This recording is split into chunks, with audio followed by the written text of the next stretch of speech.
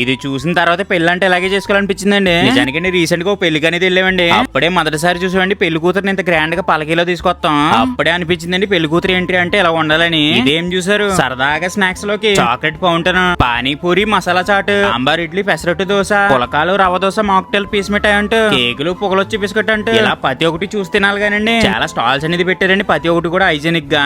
ఇదే అనుకుంటే ఆడుకోలు కానీ పెద్దోళ్ళకి చిన్నోళ్ళకి గేమ్స్ అనేది పెట్టారండి. ఇందులో మనం అయితే ముచ్చటగా 3 రౌండ్లు అయితే గెలిచానండి. పైగా ఇక్కడ ఫోటోలు దిగాలి కానీ ఫోటో పాయింట్ కూడా పెట్టారండి. ఫోటో పాయింట్ లో నిలబడాలి కానీ కసక్కని తీసి పుసుక్కుని ఇచ్చేస్తున్నారండి. ఇదైతే నాకు చాలా బాగా నచ్చిందండి. ఇక పెళ్లి కూతురికి పెళ్లి కొడుకు అయితే మండపం డెకరేషన్ చూడడానికి చాలా బాగుందండి. అందుకే అది చూసి పక్కన అరిటాక్ లో భోజనాలు పెడుతున్నారంటే తింటాకైతే వెళ్ళిపోయామండి. ఇక్కడ కూడా టమాటా రైస్, బిర్యానీ, పులిహోర, అబ్బో ఇలా చెప్పుకోలుగానండి చాలా రకాలైతే వడ్డిచ్చారండి. తినడానికి ప్రతి ఒక్కటి కూడా అమృతమేనండి, సాంబ్రంగా అంత బాగున్నాయి. ఆయన పెళ్లి కూతురు పెళ్లి కొడుకు ఎంట్రీ గానీ పెళ్లి భోజనం గానీ ఇలా నలుగురు మెచ్చుకునేలాగా ఈవెంట్ చేశారంటే ఎవరో కాదండి, మా అన్నిదేనండి నాగు వరల్డ్ ఈవెంట్స్ అనేది. కనపడుతున్న అన్ని గురించి మీ అందరికీ తెలిసిందే కదండి, చాలా మందికి లేనోళ్ళకి హెల్ప్ చేస్తా ఉంటాడు. ఈవెంట్ ఇంత ఘనంగా చేసింది ఎవరో కదండి ఈ అన్నయ్య. మీ ఇంటికాడ ఏ శుభకార్యం చేసుకోవాలన్నా చెప్పండి, ఏ లోటు లేకుండా ఘనంగా చేయాలంటే మా అన్నయ్య ముందుంటాడు.